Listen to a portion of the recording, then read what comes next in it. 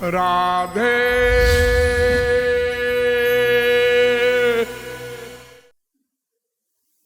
नंद नंदन ही हमारे प्रिय हैं, इसका क्या मतलब?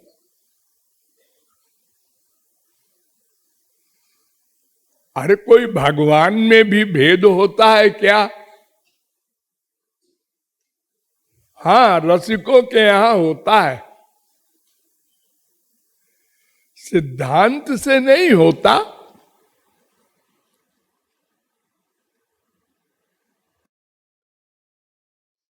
श्री कृष्ण के अनंत अवतार हुए, इसलिए अनंत रूप है। अरे थोड़े बहुत तो आप लोग जानते ही हैं, भागवत में 22 अवतार, कहीं 23, कहीं 24 कहा गया है। ये तो नहीं, अवतारा है असंख्य, असंख्य अवतार हो चुके और हो रहे हैं। तो क्यों जी, इस समय भी अवतार है? कहां है? अनंत कोटि ब्रह्मांड है, आप तो एक छोटे से ब्रह्मांड में बैठे हैं, चतुर्मुखी ब्रह्मा के ब्रह्मांड में। ये तो बड़ा छोटा सा ब्रह्मांड है। जितने मुख का ब्रह्मा होता है, उतने बड़ा उसका ब्रह्मांड होता है। 1000 मुख, लाख मुख, करोड़ मुख के ब्रह्मा होते हैं, उनके बड़े बड़े ब्रह्मांड हैं। तो हजारों ब्रह्मांडों में अवतार होता रहता है, डेली, प्रत्येक क्षण। लेकिन ये कहते हैं कि जी हमको तो नंद नंदन से ही प्यार है, वही हमारे प्रिय हैं। तो श्री कृष्ण के 4 प्रमुख रूप होते हैं, प्रमुख है वो। एक तो महाविष्णु, महाविष्णु माने 4 भुजा वाले नारायण, जिन्हें आप लोग कहते हैं, सुनते हैं, फोटो भी देखे होंगे। शंख चक्र गदा पद्म ले करके बड़े सीरियस खड़े रहते हैं।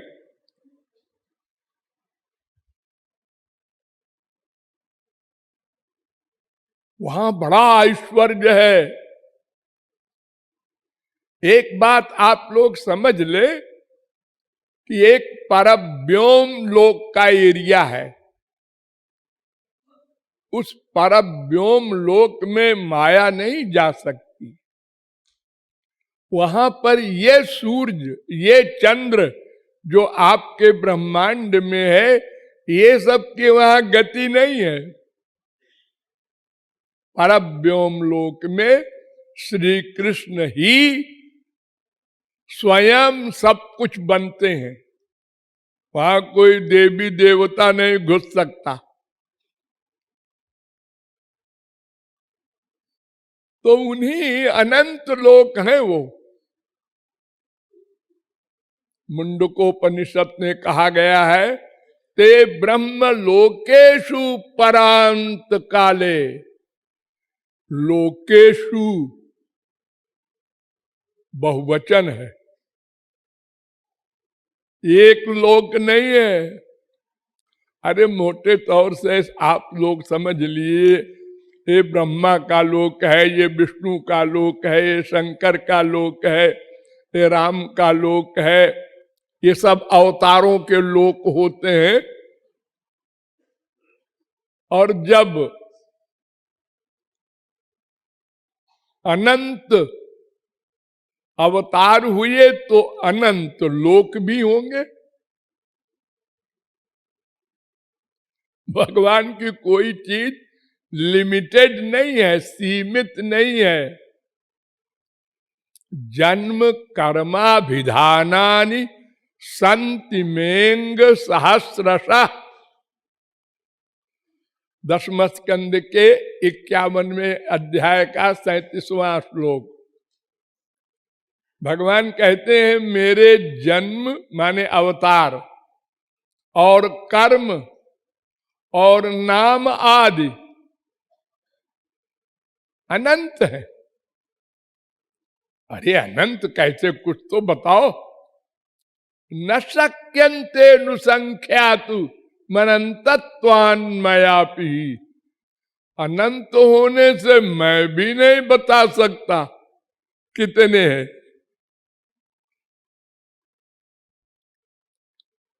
तो उन सब में टॉप पर है पहला बैकुंठ। नाम सुने होंगे आप लोग, अपने बाप दादों के मरने पर आप लोग चिट्ठी लिखते हैं उनका बैकुंठ वास हो गया, वो भले ही नरक वास हुआ हो।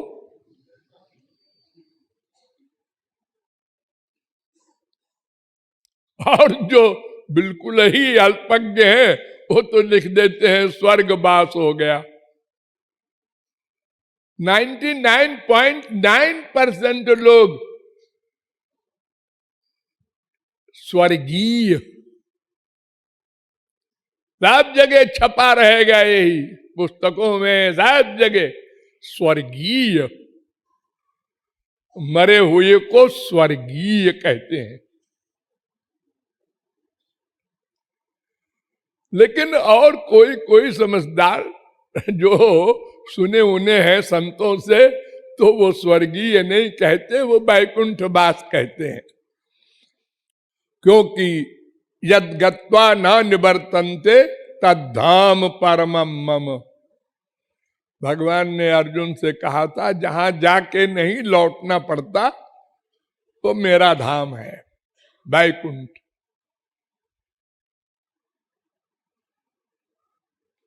बसंती यत्र पुरुषा सर्वे बैकुंठ मूर्तया।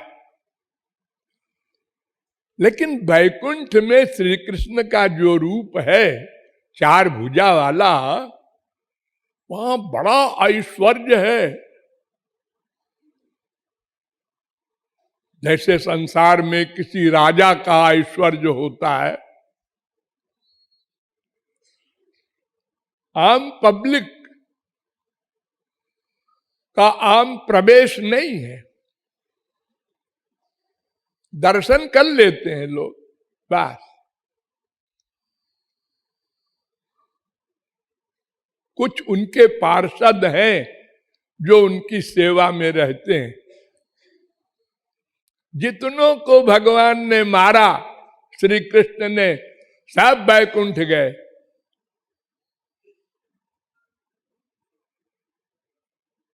इसलिए हम उनको पति नहीं बनाएंगे। देखो संसारी स्त्री, अगर उसका पति एसपी हो, डीआईजी हो, आईजी हो, डीजी हो, कलेक्टर, कमिश्नर, गवर्नर हो, उस सीट पर बैठा हो और बीबी जाके देखे तो कहेगी अरे तो बड़े मुंह फुलाए बैठे हुए हैं। अब बीबी की ओर वो देखा भी उन्होंने तो बड़े सीरियस होके, क्या हो गया है इनको? प्राइवेट कमरे में तो और तरह से देखते हैं, अरे तो ये ऑफिस है यहां ऐसे ही बैठना पड़ता है एक्टिंग करके। जब मम्मी के पास जाएगा घर वही ऑफिसर, अब जो अपने छोटे से बच्चे को गोद में लेके जल करेगा तब दूसरा रूप हो जाएगा। इसलिए मैं उनको प्रियतम नहीं बनाऊंगी। इससे अधिक सरस रूप है श्री कृष्ण का द्वारिका का।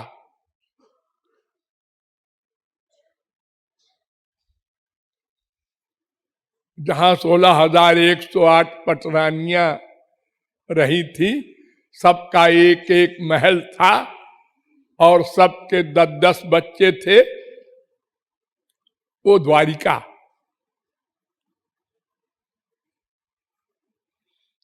वहां ऐश्वर्य तो है ज्यादा, लेकिन माधुर्य भी वैकुंठ से ज्यादा है। लेकिन फिर भी ऐश्वर्य तो है। राजा रणछोड़, उससे अधिक सरस रूप श्री कृष्ण का मथुरा का है। यहां ऐश्वर्य बहुत कम है,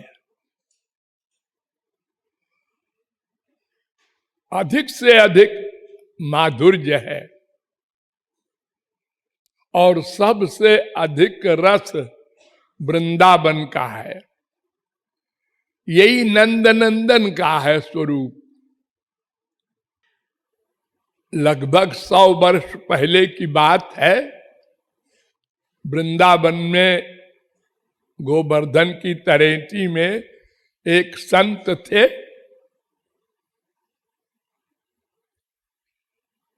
सच्चे संत जिसे कहते हैं, तो उनको कभी कभी साक्षात दर्शन भी होता है, ऐसी अवस्था वाले, और नहीं भी होता है तो वो मस्ती में श्याम सुंदर के प्रेम में विभोर रहते हैं सदा। तो एक बार उनको ऐसा लगा कि श्याम सुंदर सामने खड़े झांक रहे हैं मेरी ओर, तो वो दौड़े उनसे प्यार करने को। तो बीच में झाड़ी थी, उसमें वो अटक गए और उनके बाल जो इकरे बिखरे थे वो झाड़ी में लिपट गए, तो आगे नहीं जा सके। तो वो खड़े हो गए। उन्होंने कहा, अच्छा तुमको मेरी यही झांकी पसंद आई है, ठीक है हम खड़े रहेंगे। 1 दिन हो गए, 2 दिन हो गए, अब वो बेचारे खड़े न रह पाए, गिर गए। लेकिन जटा को सुलझाया नहीं अपने हाथ से। अब तूने उलझाया है तो तू ही सुलझाएगा। 7 दिन बीत गए। ठाकुर जी ने कहा, भाई अति हो गई, चलना चाहिए। राधा रानी से कहा, चलो भाई। अरे तुम हो आओ, हमारे को क्यों ले जाते हो? कहन वो मानेगा नहीं, बड़ा जिद्दी है। कहीं जाके तो देखो। तो ठाकुर जी एक बूढ़े बनके, ओ बाबा जी। बाबा जी ने देखा, जरा क्या है? अरे तुम कैसे आलसी हो, तुम्हारा बाल उलझा हुआ है, तो मैं कई दिन से इधर जाता हूं, देखता हूं, बिना खाए पिए। अच्छा मैं सुलझा दूं? छूना मत, पराई स्त्री को हाथ लगाना अपराध है। बाबा, पराई स्त्री? तू तो पुरुष है। अरे तू क्या जाने, अंदर से मैं स्त्री हूं।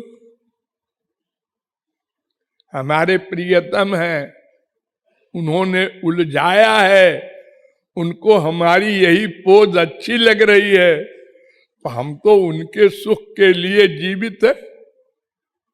उनको जैसा अच्छा लग रहा है, हमको भी वैसे ही अच्छा लग रहा है।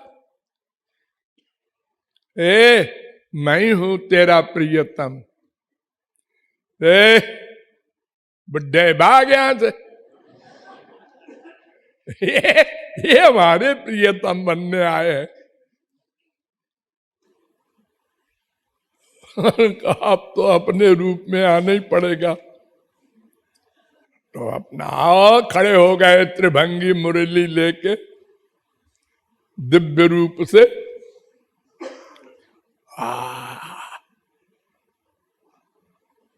ठाकुर जी आगे बढ़े कि सुलझा दे।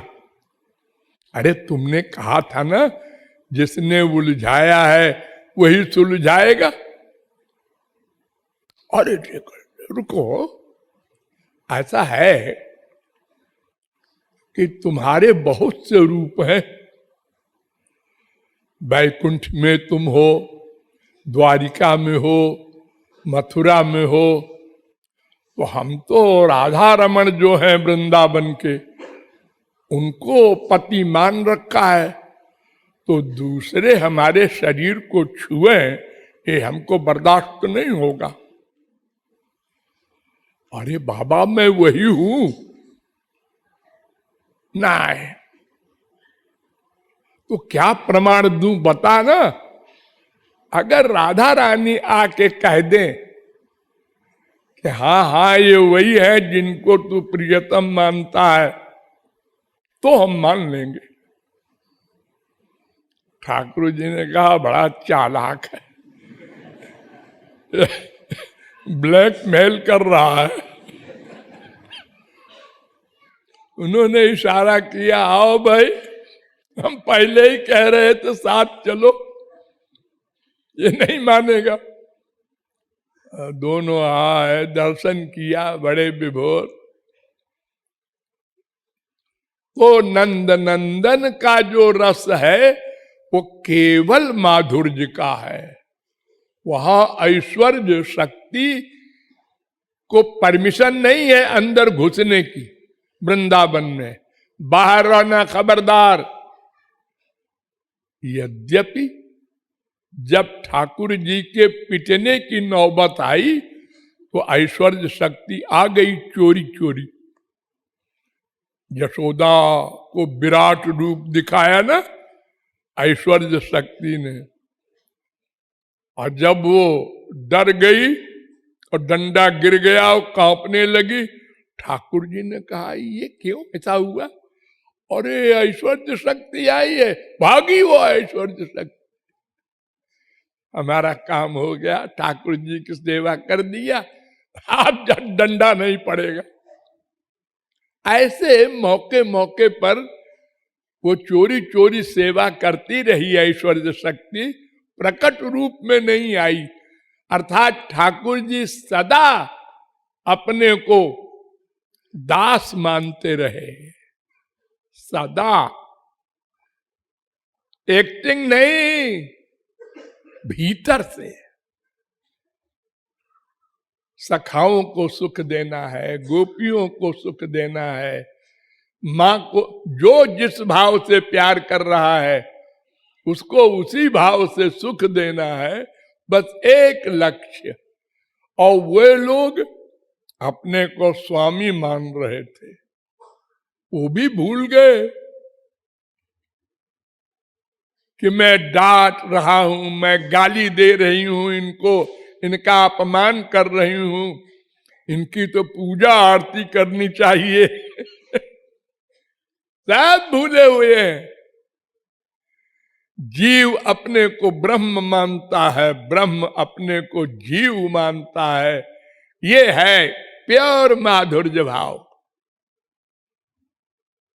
यही है माधुर्य भाव या कांत भाव जो भक्तों का होता है, सबसे उच्च कोटि का भाव। श्याम सुंदर ही हमारे स्वामी है, सखा है, पुत्र है, पति है। सब भावनाएं एक साथ, उसको माधुर्य भाव कहते हैं।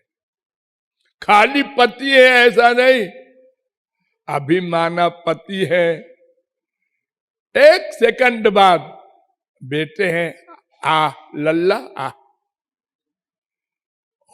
संसार में तो ऐसा नहीं होता। अरे संसार में तो पिट जाओगे ऐसा करोगे तो। और मेंटल हॉस्पिटल भेज दिए जाओगे। यहां सब अलग अलग माल है। तो माधुर्य भाव का जो भंडार है, पूर्ण माधुर्य ही माधुर्य, वो है वृंदावन के नंद नंदन का रस। वे हमारे प्रिय हैं, ये भावार्थ है। राधे